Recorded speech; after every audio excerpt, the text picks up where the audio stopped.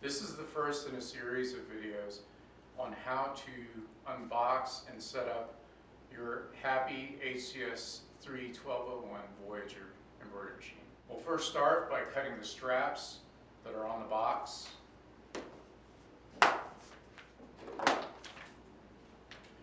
Next, lift the box top up, grabbing it by the handles that are cut into the side, slowly and smoothly. Next step is to cut the tape at the top and bottom along the corners of the box to cause the flaps to fall away, to make it easier to remove your machine from the box and its accessories.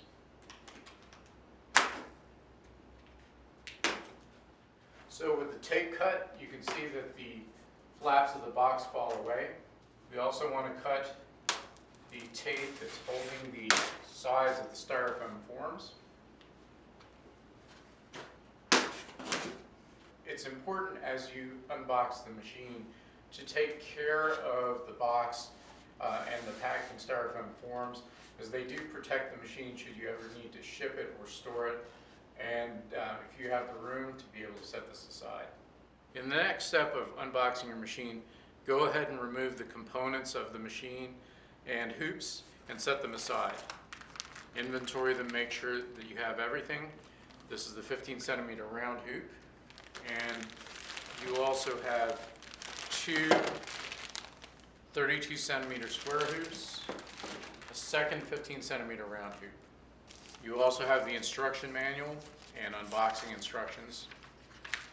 And also attached is a USB thumb drive that contains the parts and operations manual in PDF format, as well as HappyLink and HappyLand software. Tubular arm, posts for the thread stand and the bearings.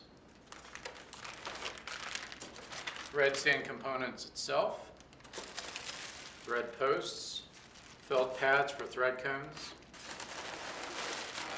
X carriage, oil container and oil dispenser, power cord, operator's toolkit. We're now ready to remove the styrofoam forms that encase the machine. To remove the forms, just simply slide them aside carefully. Note that the machine is protected in plastic in case the box gets wet. To remove the lower styrofoam forms, the front, which is here where the sewing head is, you can simply slide the front part out. You can rock the machine to one side.